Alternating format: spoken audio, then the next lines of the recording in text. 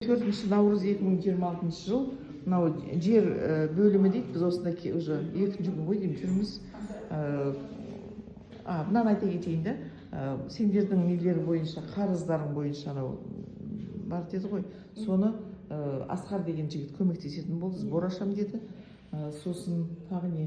Қазір біз осында жер мәселесімен келдік.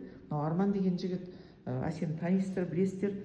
Сонымен тіркелдіңіздер. Тіркелдік, жазып барсыздар қойдық. Иә, сіз де тіркелдіңіз, құжаттарыңыз бәрі толық өткіздіңіз, енді күту ғана қалды, дұрыс па? Қолымда жер сызбасы. Иә, документі бар қолда. Бағана мына бала мақтанып көрсетіп жатыр ғой, міне деп. Мен айтып, ой, жақсы болды деп, міне бәрі жақсы болды, дайын болды. Архитектураның қызметкерлеріне мың алғыс, кәдімгідей қарап көмектесті. Сосын үй мәселесі бойынша әзірше ойланып тұрсыздар деп айттыңыздар, иә? Өйткені мына жерге көшіп кетейік десек, тағы ертең басқа квартираға барып бір ай баламен сыйғыздырмай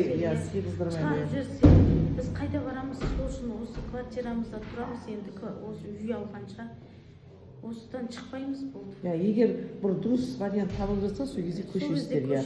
Иә, өйткені ақшасын да көтере алмайсыздар, қиындау болады болып тұр. Қиын болып кетеді, 20 мың, 20-25 мың төлеп жатырмын, осы квартира.